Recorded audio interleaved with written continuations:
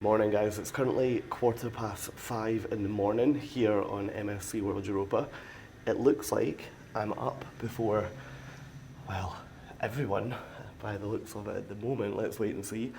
But today is the day that we are pushing on and entering the Suez Canal as we take this ship from the Middle East into Europe. So let's get down to deck 8 and have a look outside and see if we've left yet.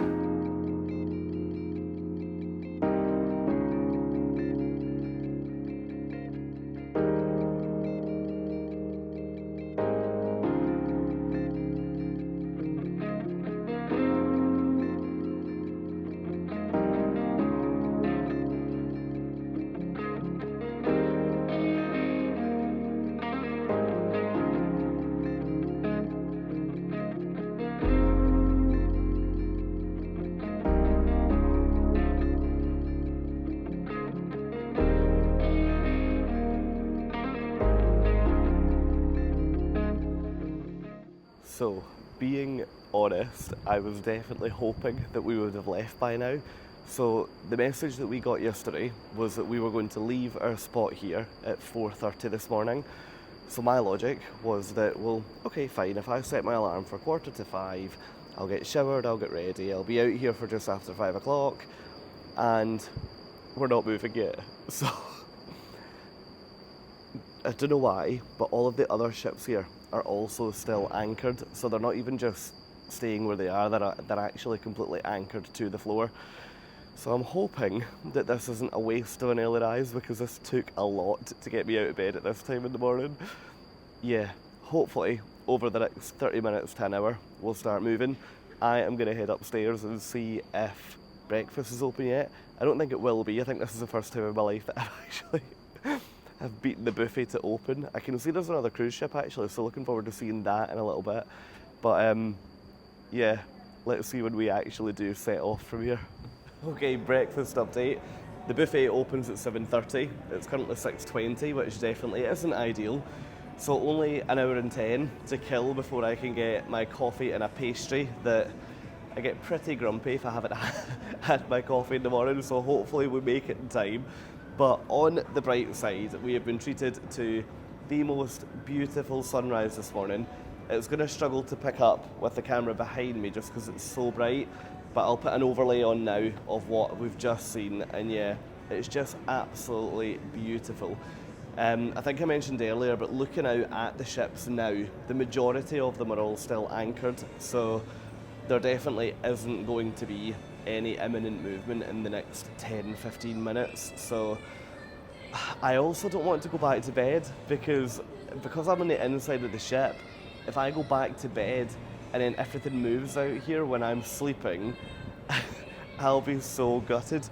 So I think today you guys might have to put up with just having a very tired looking Fraser as the day goes on. So yeah, if you think I look tired now, fast forward 15 minutes into this video and I guarantee you I will be looking haggard. So yeah, look, I am just going to go and, to be honest, just keep wandering around the ship, enjoying these views, and yeah, catch up with you when we actually see a little bit of movement and a little bit of life out there.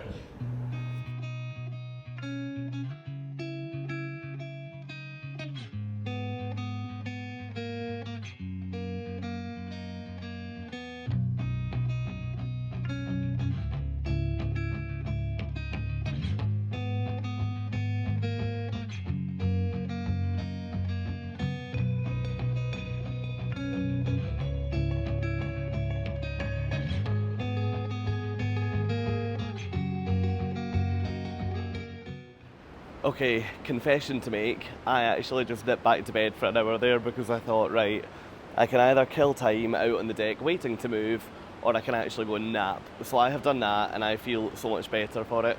Anyway, I have just looked up and we are actually now moving. So let me show you what we can see. We are about to enter the canal and yeah, I am excited.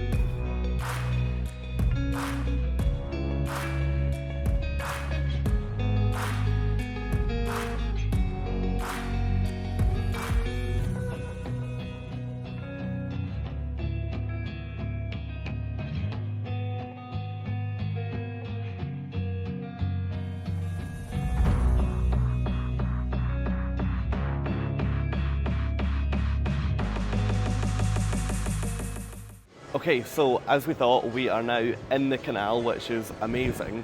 So we've now got just under 200 kilometres to go, and then that will be us officially in Europe. So yeah, honestly, it feels amazing that this is like an actual bucket list morning.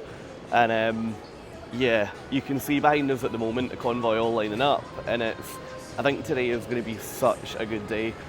So yeah, I'm going to head up. Speaking of good, time for coffee and a pastry, so I will see you up at the buffet, and then, to be honest, after that, it's going to be back out on the top deck to try and absorb some of these views, because this looks absolutely remarkable.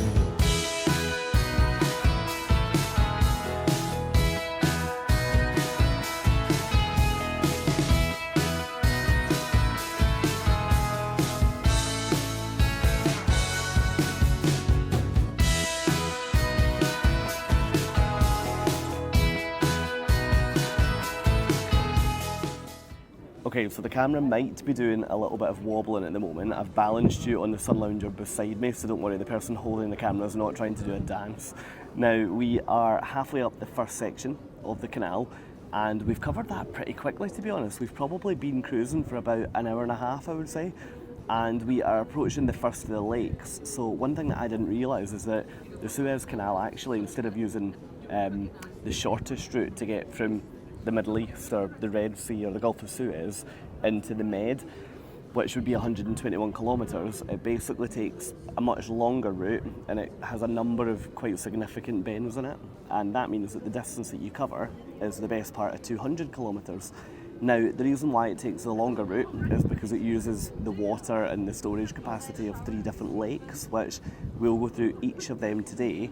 So it's going to be so interesting to see how the landscape here changes, because this is remarkable, and it'll be very interesting to see when we get to the first lake, the second lake, the third lake, how different they all are from each other, and also what's around them and what route the ship has to take. Yeah, so I don't know if when we get to the lakes there might also be more ship life there as well. I'm guessing not, because we are now in a fixed convoy that goes on for miles by the looks of it. But yeah, let's see what the first lake looks like shortly, and yeah, we'll go from there.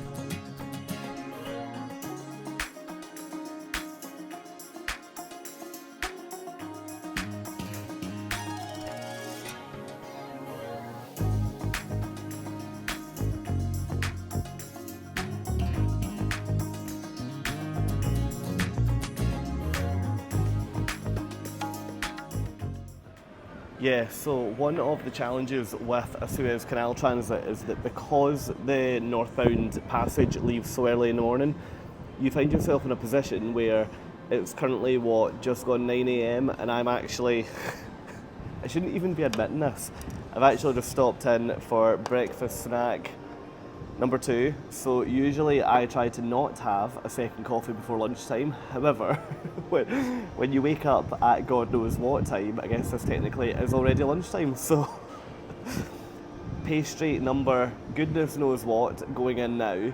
And then, yeah, we're now entering Great Bitter Lake, which is the largest, I think, of the canal lakes. So we'll go out and have a look at that.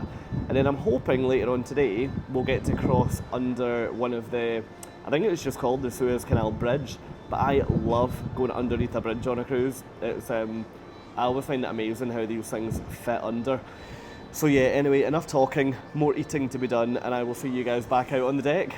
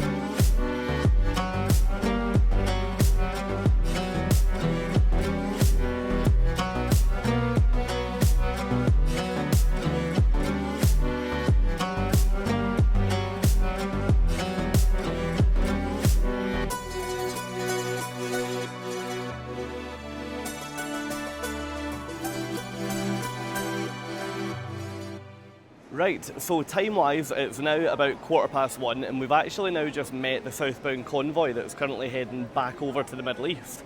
Now, I didn't think we were going to hit that for quite some time yet, but geographically where we are, so we're currently in the middle of that huge lake. So if you look at this on a map, I think it is the biggest lake that's on this canal. And what we're about to enter now is that two-way section. So it's where the canal splits into two to have a northbound and a southbound.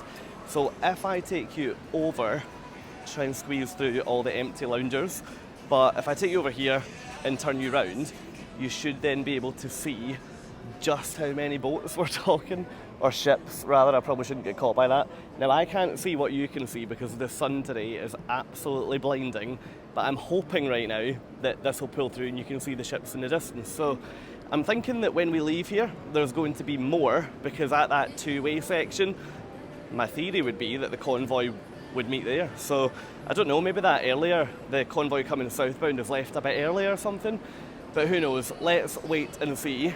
Plan for me now, I am going to go, to be honest, just grab a coffee and chill. Today is all about just relaxing and taking in these views, and that's probably what I've learned the most from a cruise like this, where it's all about the actual travel and the transit of the canal. I suspect Panama is going to feel very similar in August, where everyone is just excited to absorb what they're seeing today. So yeah, down for, well, a coffee, or an iced coffee would probably be better today, to be fair. And yeah, grab a chair and take in all this scenery.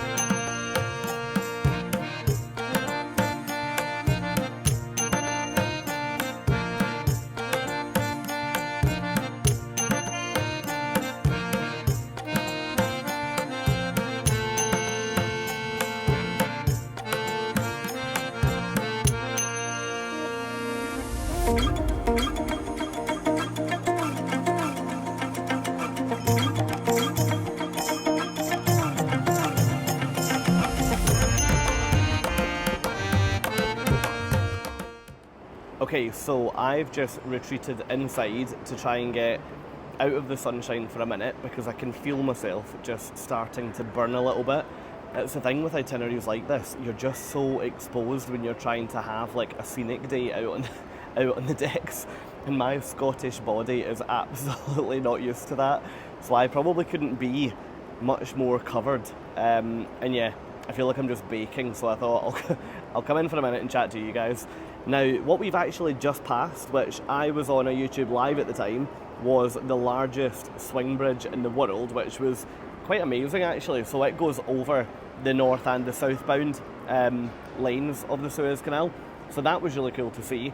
And the next thing that we're going to try and find, or try and see, but I think it should be relatively obvious, is what I think is the only bridge to actually go over the top of the Suez Canal. So this is the Al Salam Bridge, or it's also known as the Friendship Bridge or the Peace Bridge. And the really cool thing about this bridge, right, is that it actually links Africa and Asia. So on one side you've got Africa, and on the other side you've got Asia, and we are just sailing up through the middle. So I reckon on a ship this size, going under any bridge on a ship this size is going to be really, really impressive. So yeah, I think it's just added to by the fact that my brain will just struggle to compute the fact that if you're on one side of a bridge in a car, you'd be in Africa, and if you drive over to the other side of a bridge in a car, you'd suddenly be in Asia. Like that is just mad for me. So yeah, let's head back up from here, back up to, dare I say it, the top decks where the sunshine is as well. And I really shouldn't complain, because when I'm in the UK, I spend the whole time complaining it's too cold, so I really shouldn't complain that it's so hot right now. But let's head up to the top deck and keep an eye on this bridge, which we should be getting to within the next sort of, it looks as though, 15 or 20 minutes.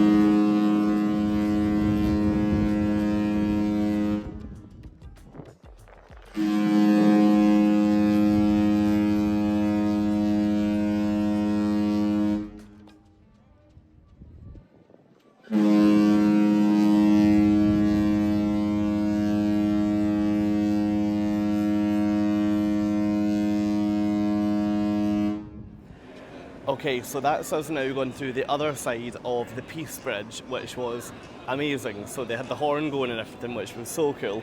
But behind at the moment, I'm hoping that you can see the city you can see more of it on this side, but it actually spans across both sides of the bridge.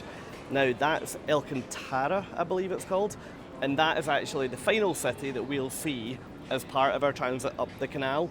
So the next city that we'll reach will be Port Said, which is right at the very, very top of the canal, the way that Suez is the city at the bottom.